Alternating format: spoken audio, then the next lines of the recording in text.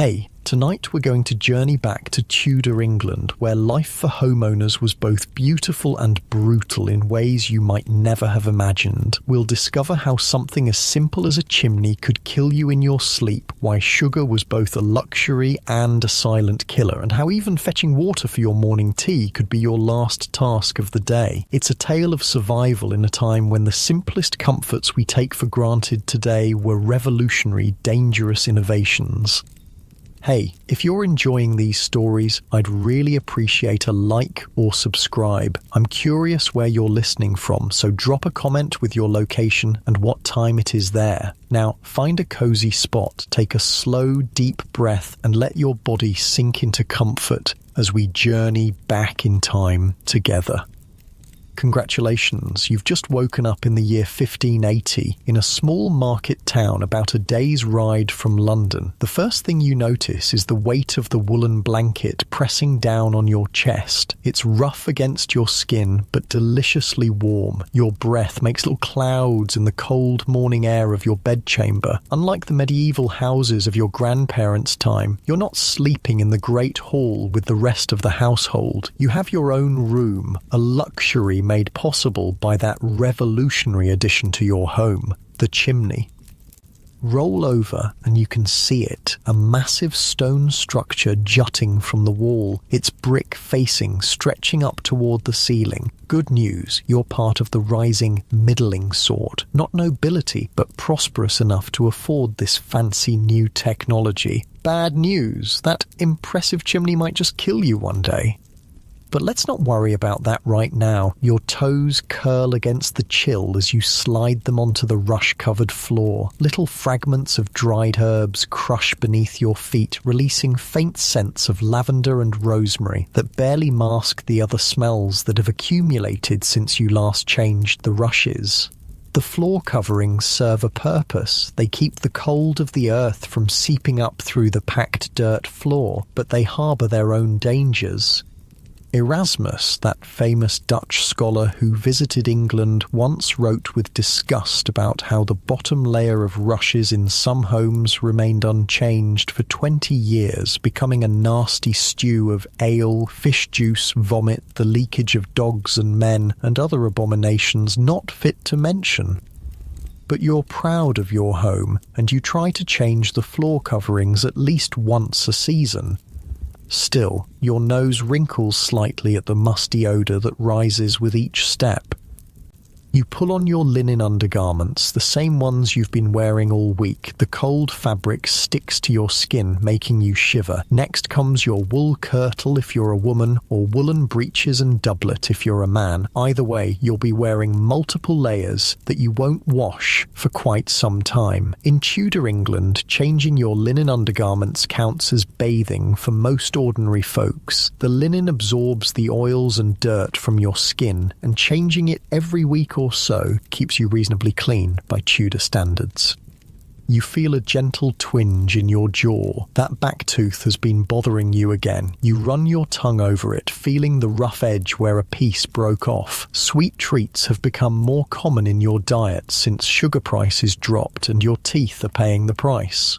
You've seen people with blackened, rotting teeth, and you've heard stories of those who died from tooth ailments when infections spread to their blood.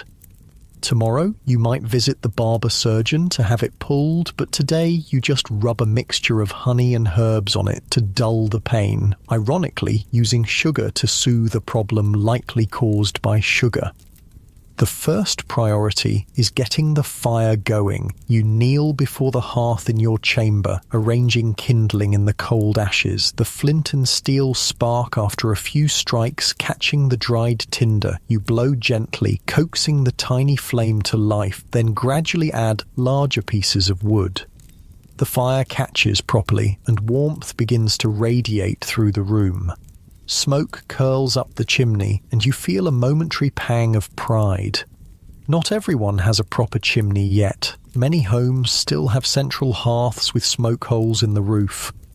Your chimney allows you to have this private chamber with its own heat source. It's transformed how you live, making your home more comfortable and private than the great hall houses of the previous century. But like every comfort in Tudor England, it comes with hidden risks. Last summer, the chimney in the Fletcher family's home caught fire during the night. The wattle and daub backing of their poorly constructed chimney smouldered for hours before erupting into flames that consumed half the street before it was contained. 12 people died, including all 4 Fletcher children.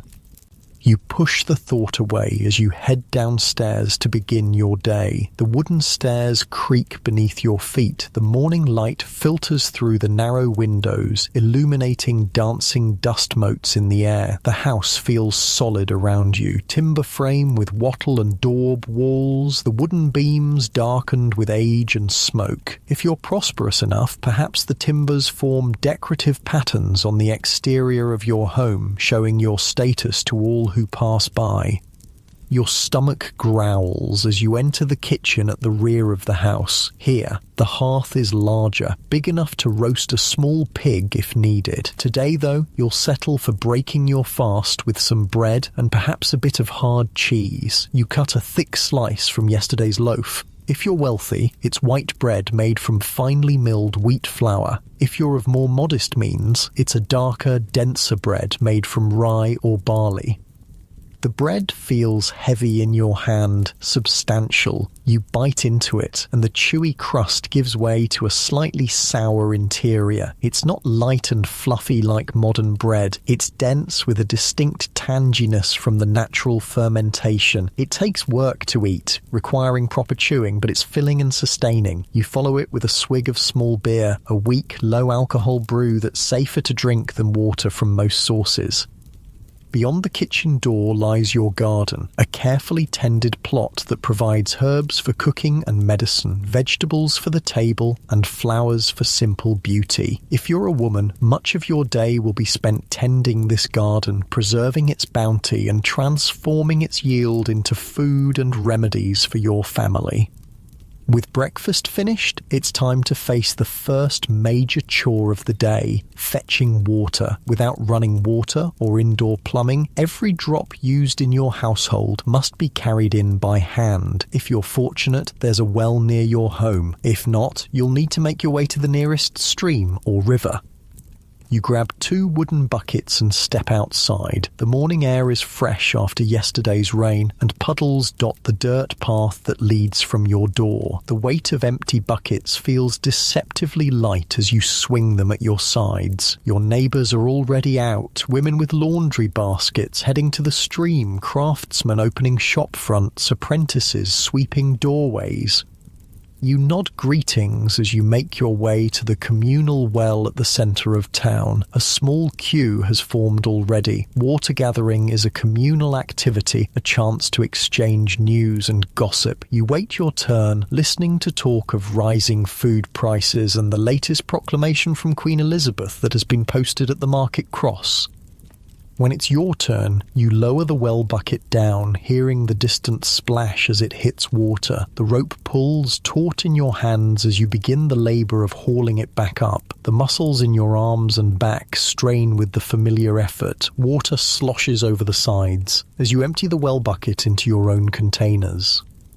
Now comes the true work. Each bucket, filled to the brim, weighs about 40 pounds. You lift them with practiced care, balancing the weight as you begin the walk home. Water splashes onto your skirts or leggings with each step, and by the time you reach your door, your arms are trembling with effort. This journey will be repeated multiple times today for cooking, cleaning, brewing, and if it's laundry day, many more trips will be needed. It's easy to forget how physically demanding life is in Tudor England. Every comfort requires labour, your own or someone else's. There are no shortcuts, no machines to ease the burden. Your body knows this truth in every muscle and joint. By the age of 30, many people show the wear of this constant labour in their bodies. Calloused hands, stooped shoulders, aching backs. You've barely set down the water buckets when there's a knock at your door. It's your neighbour, Thomas Cooper, the cloth merchant. His face is pale, his eyes wide with worry. "Have you heard?" he asks, voice tight. "There's plague in London. A traveller arrived last night with news that 3 parishes are already shut up. A cold knot of fear tightens in your belly. Plague is the most dreaded visitor in Tudor England. When it comes to town, death follows close behind. In the last outbreak, 15 years ago, your town lost nearly a fifth of its population. You were just a child then, but you remember the closed houses marked with red crosses, the dead carts rolling through the streets at dawn, the mass graves dug at the edge of the churchyard. How bad, you ask? Bad enough that the Queen's Court is preparing to move out of the city, Thomas replies. They say she'll progress through the countryside until winter, staying ahead of the contagion. This is both concerning news and practical sense. Plague tends to diminish with the first frosts. If the outbreak can be contained until then, there's hope it won't spread to the outlying towns. But trade with London is the lifeblood of your local economy. If goods stop flowing, hardship will follow even if the disease doesn't. We should be safe here for now, you say, trying to sound more confident than you feel. But perhaps it's time to stock up on provisions. Thomas nods grimly. My wife is already preparing our plague remedies. Best to be ready. After he leaves, you find yourself mentally inventorying your own medicine cabinet, the dried herbs hanging from the kitchen rafters, the small pots of salves and tinctures on the shelf. Perhaps it's time to gather fresh herbs from the garden to make a plague preventative. No one really knows what causes the pestilence, but most believe it travels through foul air. Sweet-smelling herbs might offer some protection. You step into your garden, feeling the soil beneath your feet, breathing in the scents of thyme, sage and rosemary. The garden is both pantry and pharmacy to your household. Here grows the food that will sustain you and the medicine that might save you. You begin to clip sprigs of rosemary and lavender for a protective pomander, a ball of herbs that you can carry and sniff frequently if plague threatens. The rhythm of garden work calms your mind. Your fingers work the soil, pulling weeds, checking the progress of vegetables. The physical connection to the earth grounds you in the present moment despite the worrying news. The sun warms your back as you bend and stretch, and the familiar ache in your muscles feels right, natural. This is the constant balance of Tudor life, the comfort of routine set against the precariousness of existence. Death is never far away, whether from disease, accident, or childbirth, yet daily life continues with its patterns and pleasures, its small moments of beauty and connection. By midday, your stomach reminds you it's time to eat again. The main meal of the day is dinner, eaten around noon when natural light is strongest. You've prepared a pottage, a thick stew of vegetables from your garden with perhaps a small amount of salt pork or beef for flavour. It's been simmering at the edge of the hearth all morning, the ingredients breaking down into a nutritious, if monotonous, meal. You ladle the steaming pottage into wooden bowls for yourself and any family members or apprentices who share your home. The food is hot and filling, seasoned with herbs from your garden. It's eaten with more bread, using the crust as both utensil and plate. Nothing is wasted. After dinner, if you're a craftsperson, you might return to your workshop. If you're a merchant, perhaps you have accounts to manage. If you're responsible for running the household, there's always more work. Spinning, weaving, sewing, preserving food, making candles or soap, brewing ale. Tudor homes are centres of production, not just consumption. The afternoon passes in a blur of productive labour. Your back aches and your hands are rough from work, but there's satisfaction in seeing tasks completed, in providing for yourself and your household. This self-sufficiency is both necessity and source of pride. As the light begins to fade, you face another daily challenge, illuminating your home. Candles are expensive, made from valuable beeswax or tallow, animal fat. Oil lamps are an option, but the fuel is costly. Most Tudor households conserve artificial light, using it sparingly and retiring early once natural light fades.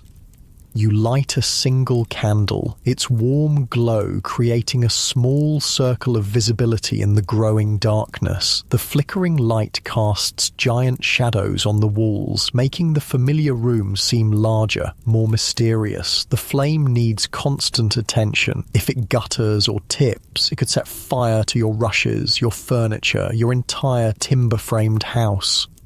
Fire is both essential and terrifying in Tudor England. You need it for warmth, for cooking, for light, but it's also the greatest threat to life and property. A moment's carelessness can lead to disaster. Every town has experienced devastating fires that sweep through closely packed timber-framed buildings with frightening speed.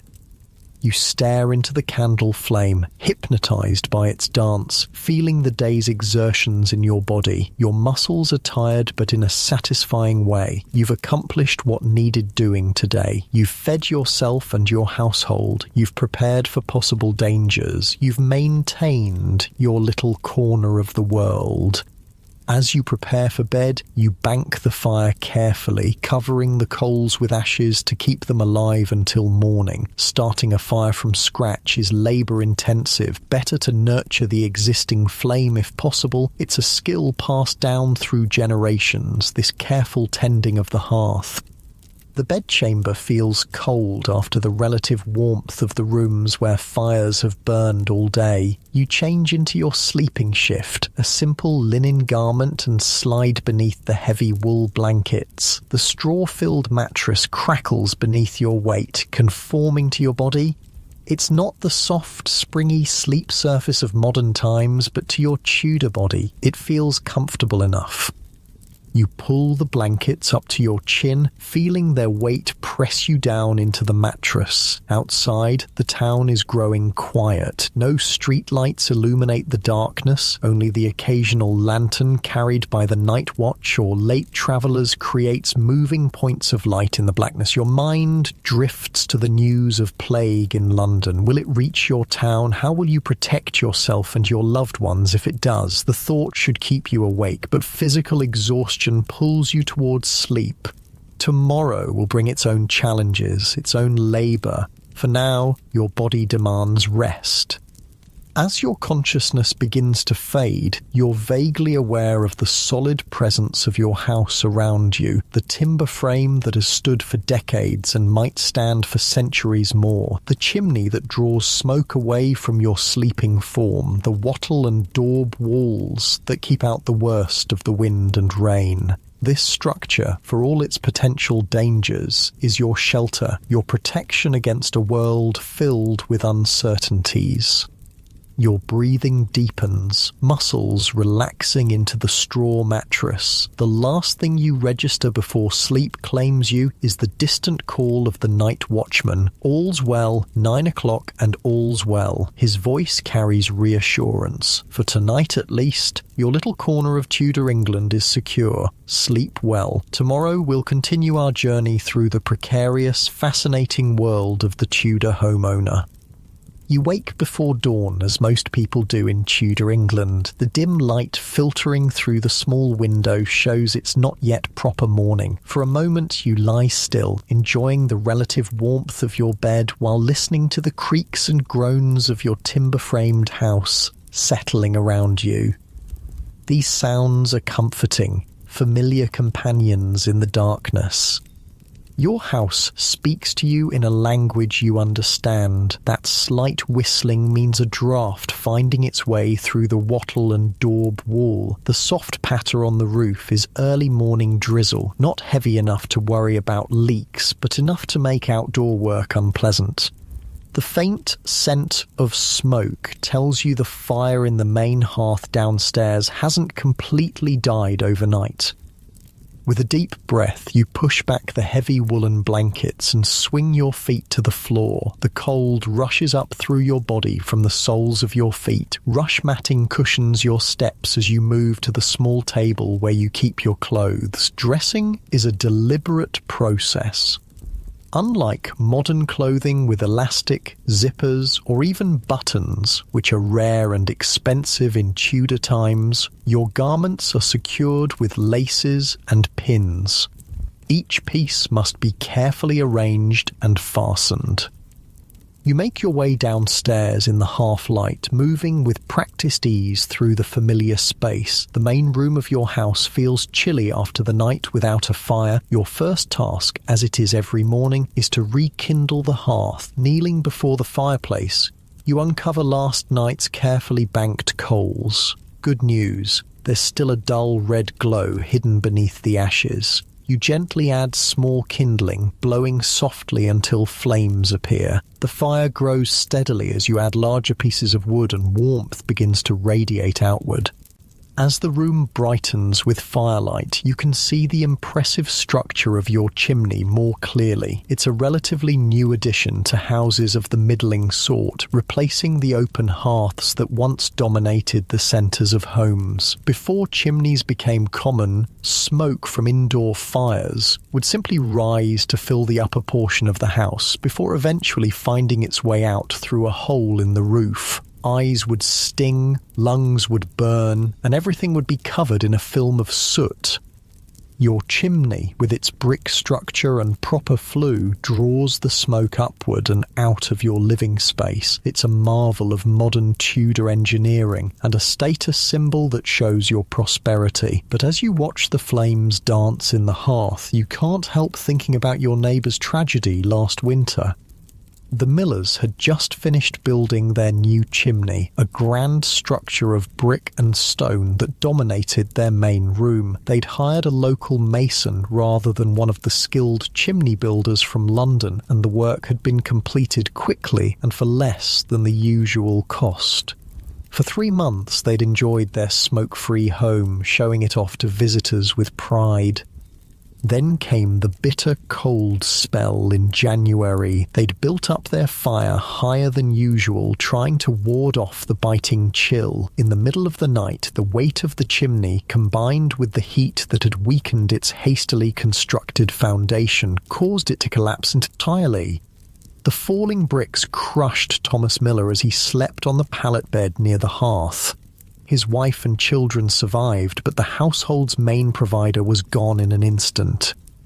Such stories are common enough that in many towns, new regulations have been established for chimney construction. In Oxford, ordinances passed just a few years ago require all chimneys to be built of tile, slate, or brick, not the wattle and daub that made up many earlier versions. The rules also demand that chimneys be swept 4 times yearly, with a fine of 3 shillings and 4 pence for any chimney that catches fire due to neglect. You poke at your own fire, watching as sparks fly upward into the dark chimney flue. Your chimney is well built, constructed by a mason with a good reputation. Still, you make a mental note to have it swept soon. Better to spend a few pence on prevention than risk everything to a fire. With the fire established, you fetch the iron pot hanging nearby and carry it outside to the water barrel. The barrel collects rainwater from the eaves of your house, not clean enough for drinking, but sufficient for cooking and washing. You dip the pot in, feeling the cold water envelop your hands. By the time you've carried it back inside and hung it over the fire to heat, your fingers are red and stinging from the chill. While the water heats, you prepare the morning pottage, a simple porridge of oats with perhaps an apple chopped in if you're fortunate. Food in Tudor England follows strict seasonal patterns. In late summer and autumn, there's relative abundance. Winter brings limited options, and spring can be the leanest time of all when stored foods are running low and new crops aren't yet ready for harvest. the smell of cooking porridge fills the room, a comforting scent that signals the proper beginning of the day. Other household members begin to stir, drawn by the warmth and promise of food. Conversation is minimal at this early hour, just the necessary exchanges about the day's work ahead. After breaking your fast, it's time to face one of the most perilous tasks of Tudor daily life, fetching clean water for drinking. The water barrel outside collects rainwater, but it's not considered suitable for consumption. For drinking, cooking, and brewing the small beer that safely quenches daily thirst, you need fresh water from a clean source. You grab 2 wooden buckets and head out into the muddy lane. The overnight rain has made the path slippery, and you step carefully, mindful of your footing. Falls are common and can be deadly. A broken limb often leads to infection, and without effective treatments, what begins as a simple accident can end in death. The path to the stream winds past neighbours' homes and gardens. Smoke rises from chimneys, and you exchange brief greetings with others on similar errands. Community is essential in Tudor England. You rely on your neighbours for help, protection, and the small daily interactions that make life bearable. At the stream, you find several women already gathered. Some are filling water vessels like you, while others have brought laundry to wash. The stream serves multiple purposes for your community. Drinking water is collected upstream, while washing and other activities that might contaminate the water are done downstream. You carefully make your way down the slippery bank to where the water runs clear over rocks. Placing your buckets in the flow one at a time, you watch them fill with the cold, clear liquid. The weight increases substantially with each inch of water. With both buckets full, you face the challenging return journey. Each bucket weighs over 30 pounds, and you must balance them carefully as you climb the muddy bank. Your arms strain with the effort, muscles developed through years of similar labour. The water sloshes dangerously with each step, some spilling over the rims and soaking your skirts or leggings. The coroner's reports from your region tell the grim story of how dangerous this simple task can be. Last year alone, 3 women drowned while collecting water. One slipped and hit her head on a rock, another fell through ice during winter, and a third was caught in suddenly rising waters after heavy rain upstream. Men aren't immune either. Several have drowned while watering horses or fishing. Water is life, but in Tudor England, it's also a constant threat. Even when safely collected, it can harbour invisible dangers. Many who drink from wells or streams near towns fall ill with flux or bloody flux, dysentery, their bodies racked with cramps and deadly diarrhoea. This is why many Tudor households drink small beer instead of water. The brewing process makes it safer. Children and adults alike consume this lightly alcoholic beverage throughout the day. It's not strong enough to cause intoxication, but provides both hydration and some nutrition. By the time you reach your door, your arms are trembling with exertion. You set the buckets down carefully, rolling your shoulders to ease the ache. This journey will be repeated several times today. Water for drinking, cooking, washing, and if it's brew day, many more trips for the substantial amount needed to make beer. Inside, you transfer some of the precious water to a smaller pot for drinking and cooking. The rest is covered to keep out dust and insects. Even with care, you know that by tomorrow this water will need to be used for less critical purposes as it begins to stagnate. The morning passes in a blur of household tasks. If you're a craftsperson, you might be working at your trade, carpentry, blacksmithing, weaving, or any of the dozens of specialised skills that keep Tudor society functioning. If you manage a household, you're preserving food, spinning thread, tending the garden, preparing meals, and overseeing the endless cycle of work that keeps a home running. By midday, your stomach growls with hunger. The main meal of the day, dinner, is eaten around noon, when natural light is strongest. Today's meal might be a more substantial pottage with vegetables from your garden, and perhaps a small portion of salt beef or pork if your household can afford it. As you eat, seated at the wooden table with other household members, conversation turns to news from London. A merchant who passed through yesterday brought troubling reports of plague spreading in the eastern parishes. Already, some houses have been shut up, their doors marked with red crosses, and watchmen posted to ensure no one enters or leaves until the quarantine period has passed. They say the Queen has already left for the countryside, remarks your spouse or another household member, taking the court with her naturally. This is concerning news. When plague strikes, those with means flee to the safety of rural areas. The poor, who have nowhere to go, bear the brunt of the disease. Your town, a day's ride from London, might soon see travellers seeking refuge, possibly bringing contagion with them. We should prepare, you say, thinking of the herbs in your garden that might offer some protection.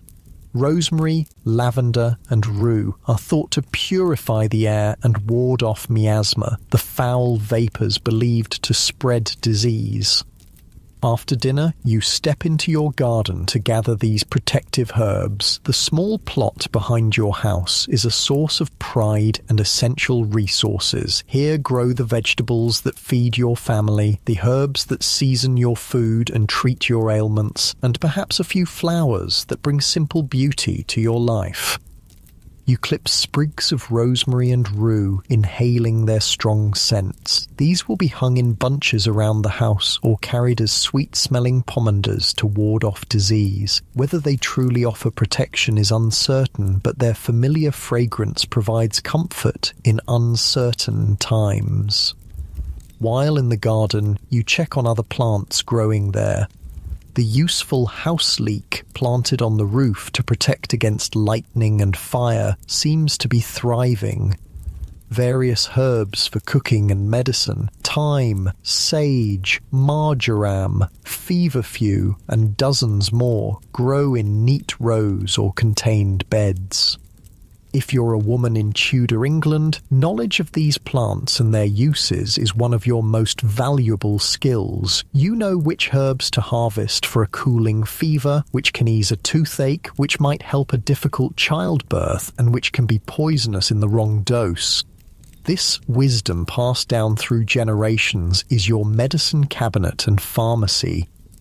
A sudden commotion from the street draws your attention. Voices are raised in alarm, and you hurry to the front of the house to see what's happening. A crowd has gathered around the house of Master Cooper, the clothier. His youngest son, a boy of about 7, is being carried inside, his clothing soaked and his face pale. He fell in the mill pond, someone explains as you join the onlookers. Young Jenkins pulled him out, but he swallowed a fair amount of water. Your heart tightens with concern. Drowning is one of the most common causes of accidental death in Tudor England. Even those who are pulled from the water alive often develop fever and lung ailments in the days following. The heavy wool clothing worn by most people becomes a deadly weight when soaked, dragging even strong swimmers beneath the surface.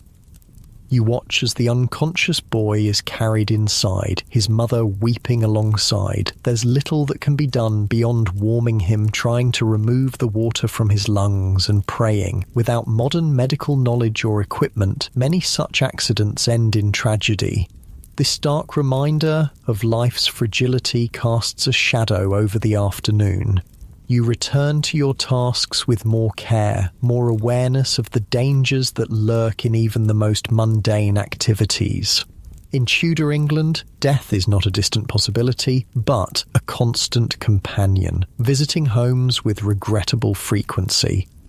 As the afternoon wanes, your attention turns to preparing the evening meal, supper. This is typically lighter than dinner, perhaps bread and cheese, maybe some preserved fruit if available. If your household includes children, you oversee their evening tasks and preparations for sleep. The fading light signals another challenge of Tudor life: darkness. Candles are expensive, made from valuable beeswax or tallow, animal fat. Most households use them sparingly, reserving artificial light for essential tasks only. As twilight deepens, activity naturally slows. The working day, which began before dawn, starts to wind down with the setting sun. You light a single candle, its warm glow creating a small pool of visibility in the growing darkness. The flame needs constant attention. If it gutters or tips, it could ignite the rush-strewn floor or the timber frame of your house, turning comfort to catastrophe in moments. By the candle's light, you might spend the evening hours in simple handwork, mending clothes, spinning thread, or carving useful items. Conversation, storytelling, or singing provide entertainment. In wealthier households, someone might read aloud from the Bible or one of the increasingly available printed books. Before retiring, you check the house one final time. The fire is carefully banked, ashes pulled over the coals to keep them alive till morning. Doors and shutters are secured against both human intruders and the night air, believed to carry disease. Perhaps a sprig of protective herbs is hung by each entrance, a small charm against the invisible dangers that threaten your household. Climbing the stairs to your chamber, candle in hand, you feel the day's labour in every muscle. Your body knows the rhythm of Tudor life, the constant physical work, the careful management of resources, the vigilance against numerous threats. It's a hard life by modern standards, but it's the only one you know. In your bedchamber, you remove your outer clothing, carefully folding each piece. Full undressing for sleep is uncommon. You'll likely sleep in your shift or shirt, ready to rise and dress quickly if emergency strikes in the night. The candle is extinguished once you're safely in bed, plunging the room into darkness save for whatever moonlight filters through the small window.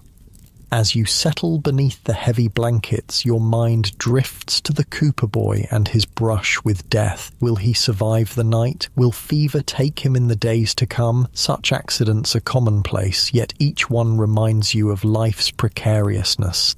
Your thoughts turn to your own household and its vulnerabilities. The chimney that provides such comfort could become a deadly hazard if not properly maintained. The water that sustains life can also take it away. The very structure of your timber-framed house, while solid and familiar, could feed a devastating fire if a candle tips or a spark escapes the hearth. Yet despite these dangers, there's security in the solid walls around you, in the routines that order your days, in the knowledge and skills passed down through generations. Your Tudor home, for all its hazards, is your sanctuary in an uncertain world. As sleep begins to claim you, your breathing slows to match the quiet rhythm of the house. Outside, the night watchman calls the hour, his voice carrying reassurance. For now, at least, all is well in your corner of Tudor England. Tomorrow will bring its own challenges. More water to haul, more meals to prepare, more threats to navigate, but it will also bring small pleasures, the satisfaction of work well done, the comfort of familiar faces, perhaps a moment of beauty in the garden, or a shared laugh with neighbours. This balance of hardship and simple joy defines life in your Tudor home. The constant physical labour and vigilance against danger are offset by the deep satisfaction of self-sufficiency and the strength of community bonds. You fall asleep to the faint creaking of ancient timbers, the house that both protects and endangers you singing its nightly lullaby. Your body relaxes into the straw-filled mattress, muscles gradually releasing the tension of the day's work. Your breathing deepens, consciousness fading. The last thing you register before sleep claims you completely as gratitude for surviving another day in the beautiful, precarious world of Tudor England. Sleep well. Tomorrow, we'll continue our journey through the perils and pleasures of Tudor home ownership. Morning arrives with pale light filtering through the small glass window panes, a luxury that not every Tudor home enjoys. Many still use oiled paper or wooden shutters to cover window openings, keeping out the worst of the weather while allowing a bit of light to enter. Your glass windows mark you as someone of means, part of the prosperous middling sort who can afford some comforts. You stretch beneath the heavy woolen blankets, feeling the familiar ache in your muscles from yesterday's labour. Every part of Tudor life requires physical exertion, and your body bears witness to this truth. Your hands are calloused from work, your back accustomed to bending and lifting, your legs strong from walking miles each week on errands and chores. As you rise and dress, your thoughts turn to your aching tooth. The pain has grown worse overnight, a dull throb that intensifies when you drink anything hot or cold. In Tudor England, toothache is not merely an inconvenience. It's a potentially serious condition that can lead to deadly infection if left untreated. Good news, there are remedies available to you. Bad news, none of them are particularly pleasant, and some carry their own risks. The safest option is to try herbal treatments first. You make your way downstairs and out to your garden, where cloves grow alongside other medicinal herbs. Chewing a clove and placing it directly against the painful tooth might bring temporary relief. Oil of cloves, if you have it in your store of remedies, works even better. But herbs can only do so much against the relentless progress of tooth decay. If the pain persists, you'll need to visit the barber surgeon, who serves as dentist, bloodletter, and minor surgeon all in one. His primary treatment for toothache is extraction, a procedure performed without anesthesia, beyond perhaps a strong draught of alcohol to dull your senses slightly. The tooth will be pulled with a large pair of metal forceps, a painful process that risks breaking the tooth or damaging the jaw if done poorly. Infection following extraction is common, sometimes leading to fever, swelling, and occasionally death if the infection spreads to the bloodstream. Why has tooth decay become such a common problem in Tudor England? The answer lies partly in your changing diet. Sugar, once a rare and expensive spice available only to the nobility, has become increasingly affordable during the Tudor period. Production in the New World, using slave labour, has dramatically lowered the price, making sweetened foods accessible to people of the middling sort. Sugar has transformed Tudor cuisine, making possible all manner of sweet treats that were previously unknown. Candied fruits, sweet puddings, sugared cakes, and comfits, sugar-coated seeds or nuts, have become popular additions to the tables of those who can afford them. Even savoury dishes often contain sugar, which is considered both a flavouring and a preservative. What few realise is that this delicious new ingredient is silently damaging teeth across England. The acids produced when sugar breaks down eat away at tooth enamel, creating painful cavities that inevitably lead to extraction. Skulls from this period examined by modern researchers show extensive decay compared to those from earlier eras. You run your tongue over your painful tooth, feeling the rough edge where a piece has broken away. Perhaps it's time to visit the barber surgeon and have done with it. Better to endure the brief agony of extraction than suffer prolonged pain that might eventually lead to something worse. After a simple breakfast of bread and small beer, you make your way through the muddy streets to the barber surgeon's shop. It's easily identified by the striped pole outside, the red and white bands symbolising bloody bandages wrapped around a pole, a graphic advertisement of the bloodletting services offered within. The shop is small but clean, with a chair positioned near the window to catch the best light. Tools of the trade hang on the wall or rest on a nearby table. Razors for shaving, bowls for catching blood during bleeding, cupping glasses, and the dreaded tooth forceps. A small copal incense burner smoulders in the corner, releasing a sweet, earthy aroma that mingles with the scent of fresh corn tortillas cooking on a clay comal. Your stomach rumbles. You haven't eaten since yesterday, and the smell of food makes you realize just how hungry you are. You stretch your arms above your head, feeling your muscles loosen and relax. As you exhale, you notice the simple space around you. The walls are made of limestone, plastered with smooth white stucco. Colourful fabrics hang from wooden pegs, vibrant reds and blues dyed from natural plants and insects. A small altar sits in one corner with jade carvings and clay figures. Everything has its place in this modest home. Outside, you hear the village awakening. Children's laughter ripples through the air. The rhythmic pat-pat-pat of women's hands shaping corn dough into tortillas creates a soothing background rhythm. Someone nearby is chopping wood. Thunk, thunk, thunk, the sound resonating through the ground and up into your body. You rise from your mat and step toward the doorway, pushing aside the fabric that serves as a door. The morning light momentarily blinds you. As your vision clears, you see that you're in a small Maya farming village, nestled in the lowlands of what will someday be called the Yucatan Peninsula. Simple thatched roof houses dot the landscape, each surrounded by small garden plots. In the distance, beyond the milpa fields where corn, beans and squash grow together, you can see the white limestone pyramids of a ceremonial centre rising above the jungle canopy. Good news, you've arrived at the height of Maya civilization when art, architecture, mathematics and astronomy have reached their peaks. The calendar systems are incredibly precise, and the Maya have mastered farming techniques that allow their civilization to thrive despite challenging conditions.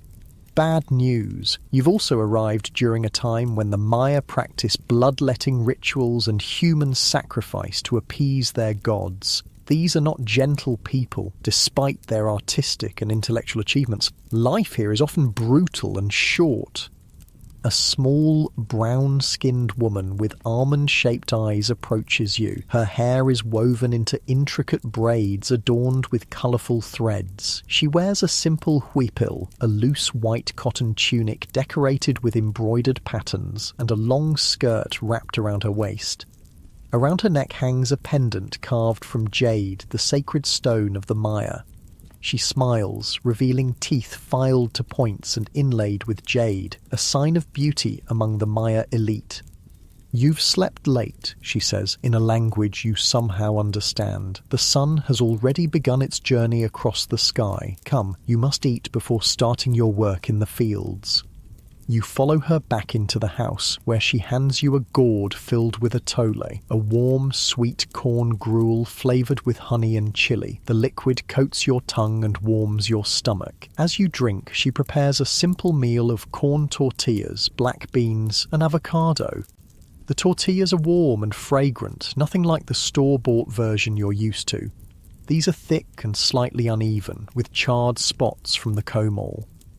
The taste is earthy and complex, the corn having been nixtamalized, soaked in limestone water to release its nutrients before being ground on a matete, a curved stone grinding surface.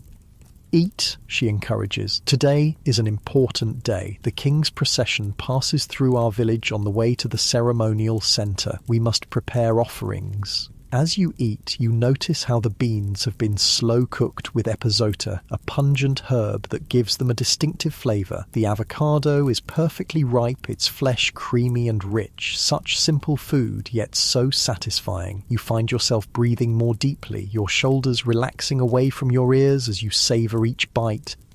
The woman, who introduces herself as Ixchel, named after the Maya goddess of medicine and childbirth, explains that you are in a small farming community near Tikal, one of the most powerful Maya city-states. It is the year 750 CE, and the great king Jasor Chan Karwil has recently died. His son, Yikin Chan Karwil, now rules. Under his leadership, Tikal has defeated its rival city-state Kalakmul and expanded its influence throughout the region. You feel the weight of the jade pendant hanging around your own neck and realize you must be someone of importance here. Jade is reserved for nobility and those with special status. Your hands, though, tell a different story. They are calloused and strong, the hands of someone who works the land despite their status. You are troubled by strange dreams again, Ixchel says, noticing your confusion. The gods speak to you in your sleep, but their messages are difficult to understand. Perhaps the shaman can help after the harvest. After finishing your meal, you step outside again. The village is fully awake now. Men with simple loincloths and sandals made from plant fibres are heading to the fields, carrying stone tools for tending crops. Women balance large ceramic pots on their heads, making their way to the nearby cenote, a natural sinkhole that provides fresh water. Children run about naked or in simple tunics, playing with clay figures or helping their parents with chores. Your feet carry you down a worn dirt path toward the Milpa fields. The cool earth feels good between your toes. You notice how your body seems to know where to go, even as your mind struggles to make sense of this new reality. The weight of the humid air presses against your skin, making each movement slightly more effort. Sweat beads on your forehead and upper lip, trickling down your back. Yet there's something pleasant about this direct connection to your body, to the environment around you. The Milpa fields spread out before you, an ingenious system of sustainable agriculture. Unlike modern monoculture, the Milpa contains multiple crops growing together. Tall corn stalks provide support for climbing bean vines, which fix nitrogen in the soil, while squash plants spread along the ground, their broad leaves providing shade that prevents weeds and retains moisture. This Three Sisters method of farming has sustained the Maya for centuries. You're handed a stone hoe by a man who seems to know you. His skin is deeply tanned from working in the sun, and intricate tattoos cover his arms and chest. Unlike you, he wears no jade, marking him as a commoner. Still, there's a dignity in his bearing, a pride in his work. The beans are ready for harvesting, he tells you. We must finish before the king's procession arrives. For the next few hours, you work alongside the villagers, harvesting beans and preparing offerings for the king. The physical labour is demanding but satisfying. You feel muscles working that have long been neglected in your modern life. There's a rhythm to the work. Bend, pick, place, move. Bend, pick, place, move. The repetitive motion becomes almost meditative. Your breathing synchronizes with your movements. The chatter of the workers around you creates a soothing backdrop of human connection. As the sun climbs higher in the sky, the heat intensifies. Sweat soaks your simple cotton clothing. Your back aches from bending. Your fingers are stained with earth and plant juices. But there's a strange contentment in this direct connection to the food you'll eat, to the community you serve, to the earth that sustains you. During a brief rest, an older man approaches. His face is deeply lined, his eyes cloudy with cataracts. He must be in his 50s, ancient by Maya standards, where the average lifespan is barely 30 years. He sits beside you in the shade of a ceiba tree, the sacred tree that the Maya believe connects the underworld, the earth, and the heavens. "You look troubled, child," he says, his voice raspy with age. "Is it the dreams again?" You nod, unsure how to explain that you're not who they think you are, that you've somehow been transported across time into this ancient world. The gods choose certain people to receive their messages, he continues. It is both a blessing and a burden. My grandmother was a day keeper, a keeper of the sacred calendar. She taught me to read the signs, to understand the cycles of time. Perhaps I can help you understand what the gods are trying to tell you. He reaches into a small pouch tied to his waist and pulls out a handful of red seeds, zeit beans, used for divination. He casts them on the ground between you, studying the pattern they make. I see a great change coming, he murmurs. The cycles of time are turning. The 13th Baktun approaches. You know enough about Maya timekeeping to understand what he's referring to. The Maya calendar system is incredibly complex, tracking multiple cycles simultaneously. A Baktun is a period of 144,000 days, nearly 400 years.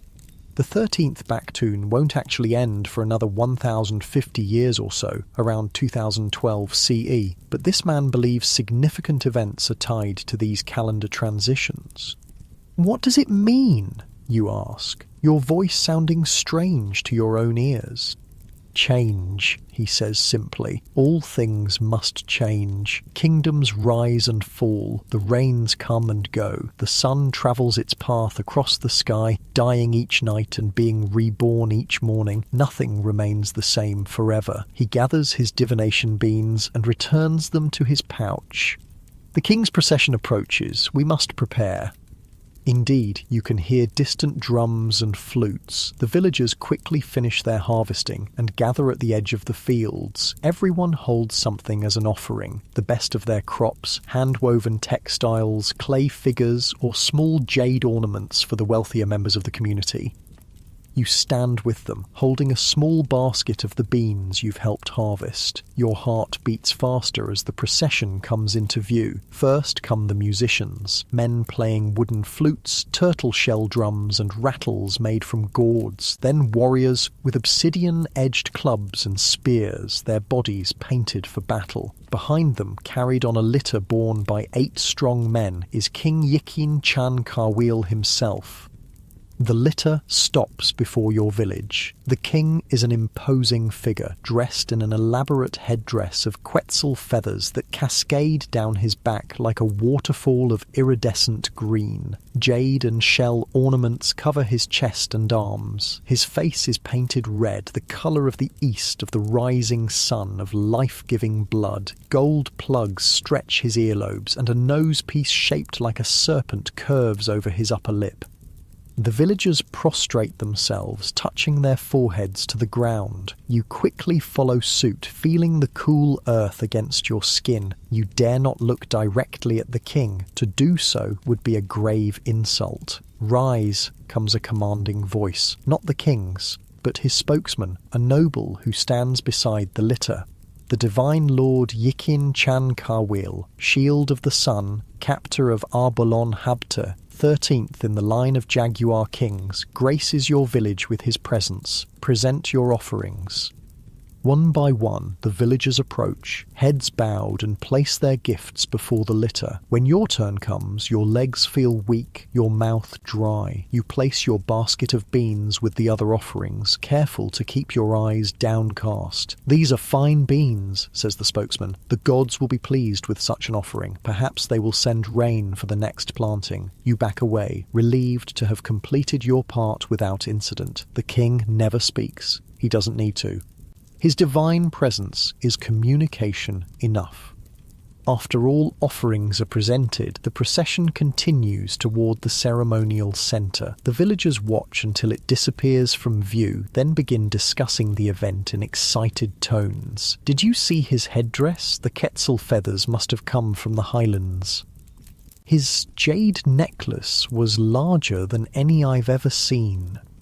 They say he captured 3 kings in battle and sacrificed them himself at the Temple of the Jaguar.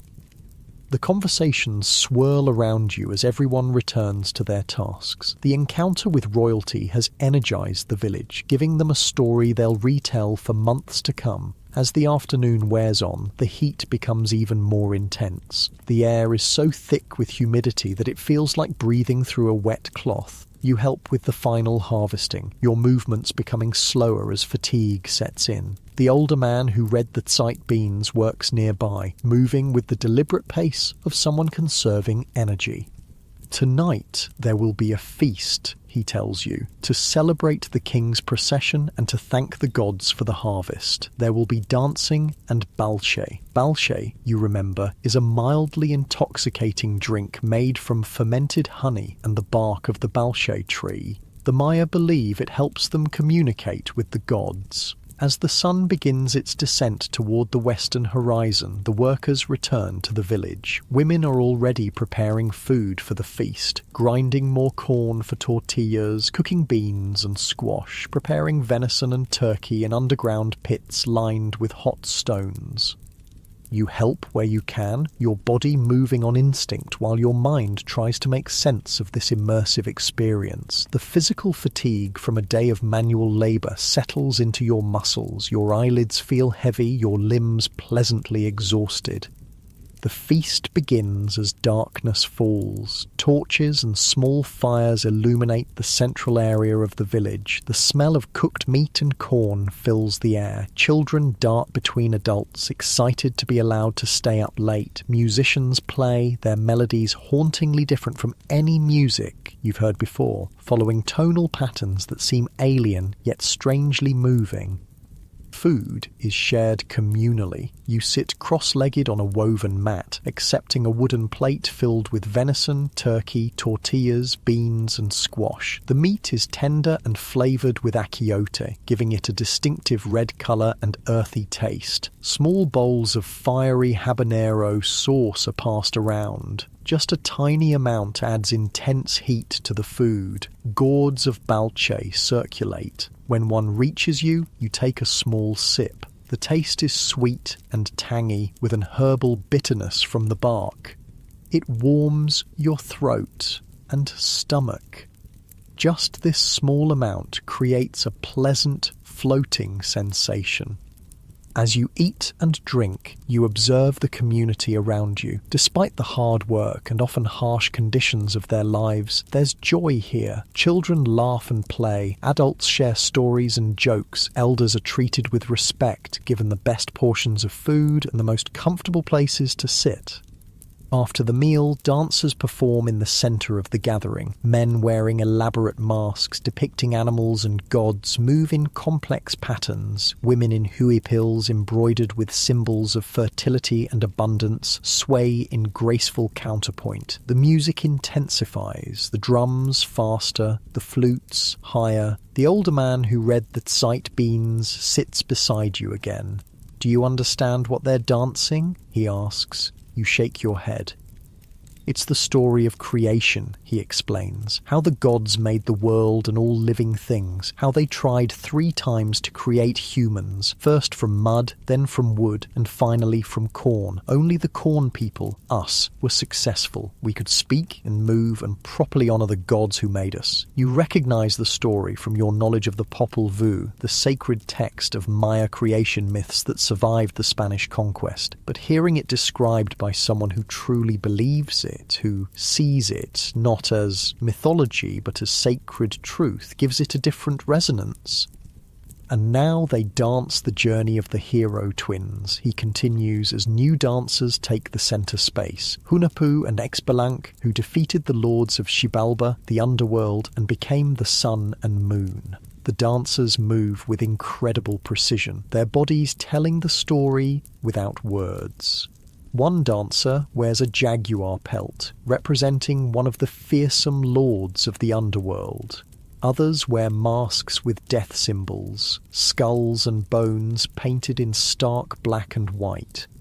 As you watch, your eyelids grow heavier. The rhythmic movements, the hypnotic music, the effects of the balche, and the physical exhaustion from the day's labor all combine to create an almost trance-like state. Your breathing slows, deepens, your muscles relax further into the mat beneath you.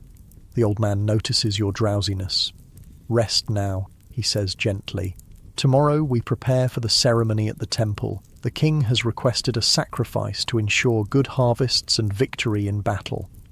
This jolts you momentarily more alert. Sacrifice? Will it be an animal or a human? You want to ask, but your tongue feels heavy, your thoughts clouded with fatigue. "Sleep," the old man says, helping you to your feet. "The gods will speak to you in dreams again, perhaps with more clarity this time." He leads you back to the small limestone house where you awoke this morning. Ixchel is there, preparing the sleeping area. She helps you lie down on the reed mat, placing a small bundle of cloth under your head as a pillow. The copal incense burns again, its sweet smoke creating spiraling patterns in the dim light. "Rest well," she says, her voice already seeming to come from far away as sleep begins to claim you. Tomorrow brings new challenges, new blessings.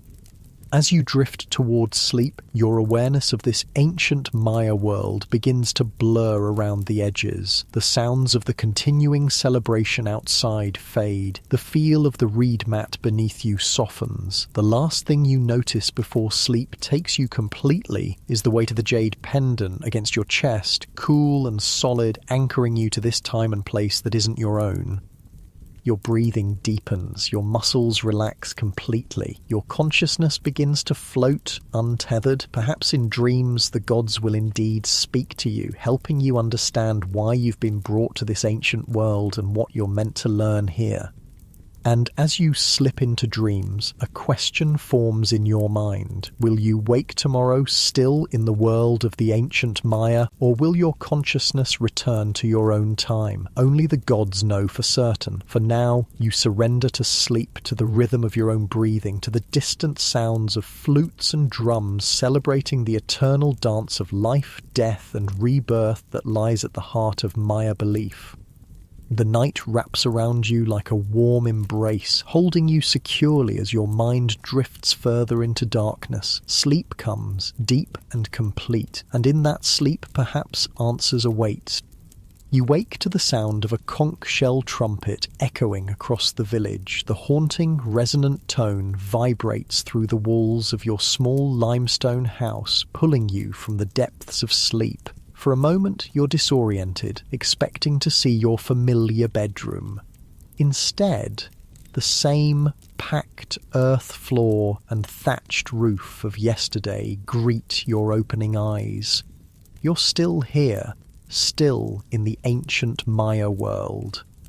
Dawn light filters through the doorway, painting the interior walls with a soft golden glow. Your body feels different. Muscles sore from yesterday's fieldwork, skin sticky from the humidity. The reed mat beneath you has left faint impressions on your arms and legs. You run your fingers over these temporary marks, marvelling at how present you feel in this physical form. Ixchel is already up, kneeling by the hearth fire where she's preparing the morning meal. The 3 stones of the hearth form a triangle, representing the 3 stones the gods placed to create the world, according to Maya belief. The smoke rises through a small opening in the roof, creating shifting patterns against the morning light. "You slept deeply," she says, not looking up from the corn dough she's patting into tortillas. No cries or strange words in the night. Perhaps the gods have finished speaking to you for now? You sit up slowly, each movement deliberate as your stiff muscles adjust. The jade pendant still hangs around your neck, cool against your skin despite the growing warmth of the day. Outside, the village is coming alive, the rhythmic sound of corn being ground on stone metates, chickens clucking, children calling to one another. Today we go to the ceremonial centre, Ixchel continues. The king has called for special offerings. It is a great honour for our village to participate. She hands you a gourd of water. It's slightly warm and tastes faintly of minerals from the cenote where it was collected. You drink deeply, feeling the liquid spread through your body, bringing relief to your parched throat. The morning meal is similar to yesterday's. Corn tortillas, this time served with a paste made from squash seeds and chili. The flavours are intense, nutty, spicy, complex. You eat slowly, savouring each bite, noticing how different this is from the rushed breakfasts of your modern life. Here, food is sacred, grown with care, prepared with intention, eaten with gratitude. As you eat, children peer curiously through the doorway. Their small brown bodies are naked or clothed in simple tunics. Their black hair, cut straight across the forehead in the Maya style, frames wide eyes that study you with unabashed interest. When you smile at them, they giggle and duck away, only to return moments later for another look.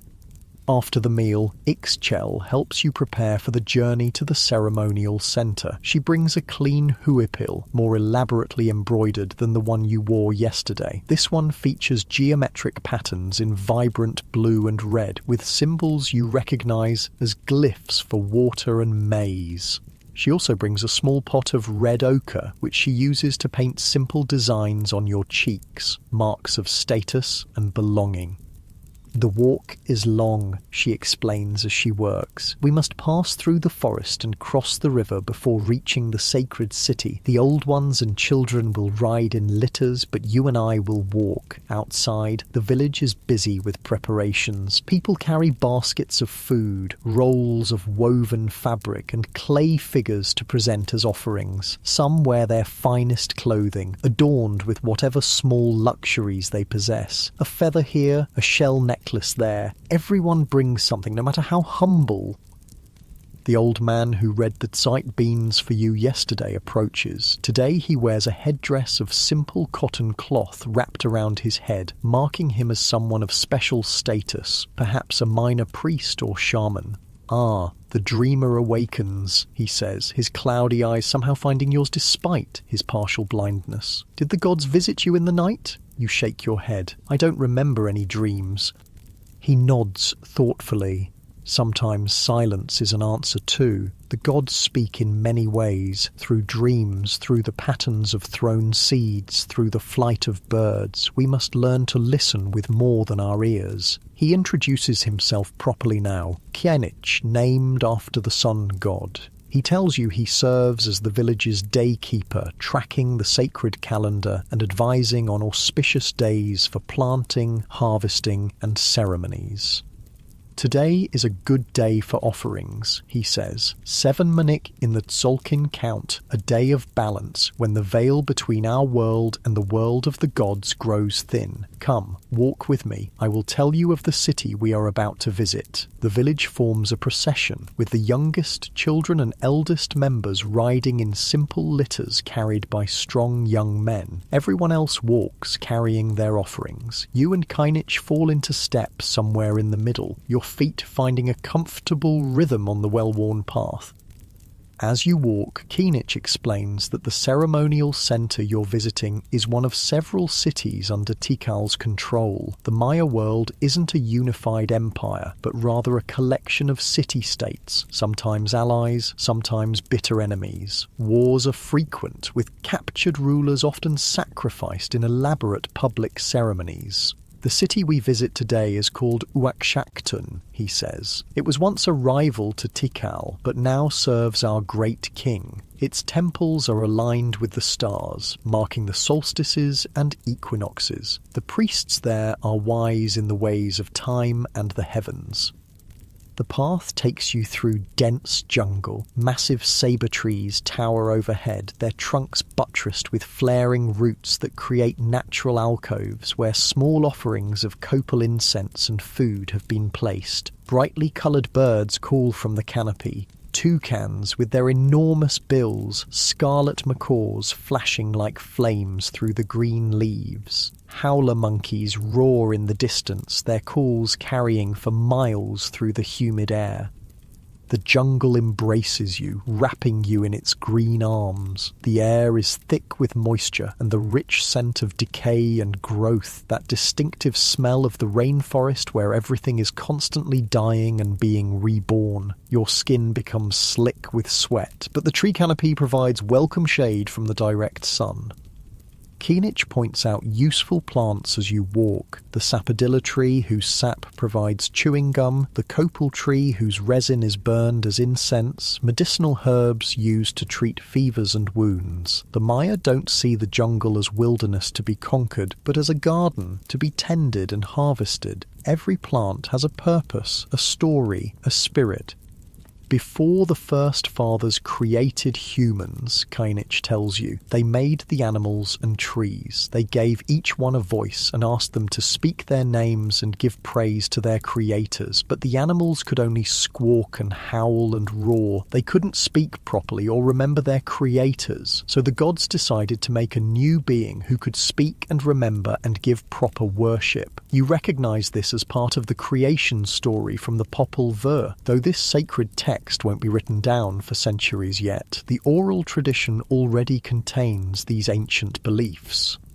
After about an hour of walking, the path opens onto the bank of a river, broad and slow-moving, its surface reflecting the brilliant blue sky above. Simple wooden canoes wait to ferry the villagers across. You help load the offerings and then climb carefully into one of the dugouts, finding your balance as it rocks beneath you. The canoe glides silently across the water, propelled by a young man with a long wooden pole. Fish dart beneath the surface, quick flashes of silver against the river's sandy bottom. Water lilies float in the shallows, their white flowers open to the morning sun. A caiman watches from the opposite bank, only its eyes and the ridge of its back visible above the water.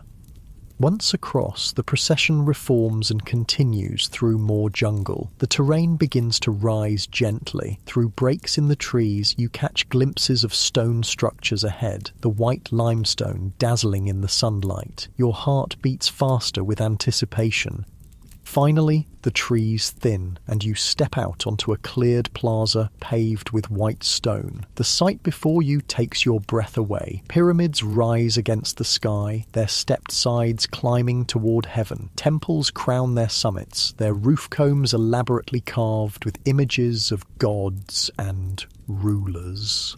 Long buildings flank the plaza, palaces for the nobility and priests. Stelae, tall stone monuments carved with images and hieroglyphs, stand at regular intervals recording the deeds of kings and important celestial events.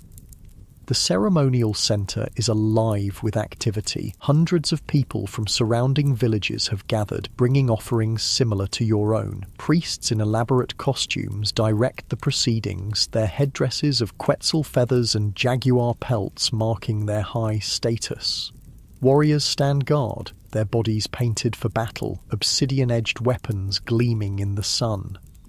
Kainich leads you across the plaza toward the largest pyramid. The limestone paving stones feel hot through your sandals. The open space offers no shade, and the heat is intense after the relative cool of the jungle. Sweat trickles down your back and between your shoulder blades. Your breath comes faster as you take in the overwhelming scale and beauty of the architecture. The temple at the top honors Chak, the rain god, Kainich explains. In this dry season, we must please him, so he will bring water for our crops. At the base of the pyramid, people leave their offerings on large stone altars. You watch as Ixchel carefully places the woven textile she carried all this way, smoothing it with reverent hands. Others leave food, incense, jade beads, or figurines of the gods. Nothing is too humble to be offered. Even a perfect flower or unusual stone might please the deities. When it's your turn, you step forward with the small clay figure you've been carrying, a representation of Chak with his distinctive long nose and axe. You place it carefully among the other offerings, feeling a strange sense of connection to this ancient practice. Though the beliefs aren't your own, there's something deeply human about the act of giving, of acknowledging forces greater than yourself. After all offerings are presented, a hush falls over the gathered crowd. From the top of the pyramid, a priest appears. His face is painted blue, the colour of water, of life. His headdress resembles the head of Chak, with the god's characteristic long downturned nose. He raises his arms to the sky and begins to chant in a sing-song voice that carries across the plaza. Though you can't understand all the words, you recognize invocations to Chak, asking for rain, for life-giving water to nourish the crops. The crowd responds at intervals with a word you recognize, Lakin. So be it. As the chanting continues, your attention is drawn to movement at the side of the plaza. Warriors are leading a group of bound men, their bodies painted black, their expressions resigned. With a chill, you realize these are captives taken in recent battles with neighboring cities. They will be the sacrifices to Chak. You look at Keenich, uncertain how to react. His weathered face shows no surprise or distress. This is simply the way of his world, necessary for the continuation of life. Without blood, there is no rain, he says simply, noticing your discomfort. The gods gave their blood to create humans. Now humans must return the gift. Before the captives can be led up the pyramid steps, however, something unexpected happens. King Yikin Chankarwil himself arrives at the plaza, carried on his elaborate litter. The crowd immediately prostrates themselves, touching foreheads to the stone pavement. You quickly follow suit, feeling the hot stone against your skin. The king speaks, a rare occurrence that sends a ripple of excitement through the crowd. His voice is strong and clear, carrying the authority of divine right. Today we honor Chak not with the blood of enemies, but with the blood of kings, he announces. I, Shield of the Sun, will give my sacred blood so that our people may prosper. A murmur of awe passes through the crowd. For a king to offer his own royal blood is a sacrifice of the highest order. The captives are led away, spared for now, though likely to meet their fate at another ceremony. The king is carried to the base of the pyramid. There, attendants help him from his litter and remove his elaborate headdress and much of his jewellery. Though stripped of these symbols of office, his bearing remains regal, his presence commanding. Priests approach with obsidian blades and stingray spines. The king extends his tongue, and in a swift motion that makes you wince, a priest draws the spine through it. Bright red blood flows immediately, collected on strips of white bark paper. The king shows no pain, his face impassive, as his precious blood, carrying the essence of the gods who flow through his royal veins, is gathered for the offering. Next, the priest hands the king a thorn-studded cord. With practiced movements, the king draws this through his foreskin, adding more blood to the paper. This self-mutilation is performed with dignity, as a sacred duty rather than a punishment. The bloodied paper is placed in a ceramic vessel and carried reverently up the pyramid steps to be burned before the image of Chak. The smoke will carry the essence of royal blood to the heavens, feeding the rain god and ensuring his favour. As this solemn ritual concludes, the atmosphere shifts. Musicians begin to play, drums, rattles, flutes, and turtle shell instruments, creating complex rhythms. Dancers appear, their movements telling the story of Chak bringing rain to a parched world. Their costumes feature blue and green feathers, jade beads, and shell ornaments that catch the light as they move.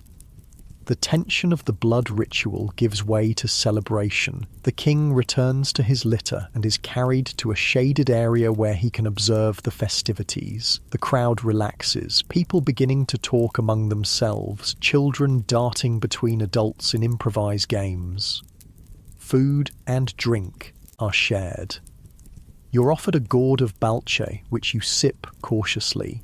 The sweet, fermented liquid creates a pleasant warmth in your stomach, a slight buzzing in your fingertips. Ixchel appears with corn tamales wrapped in leaves, the steam releasing the aroma of corn and spices as you unwrap them. As you eat and watch the dancers, Keenich introduces you to people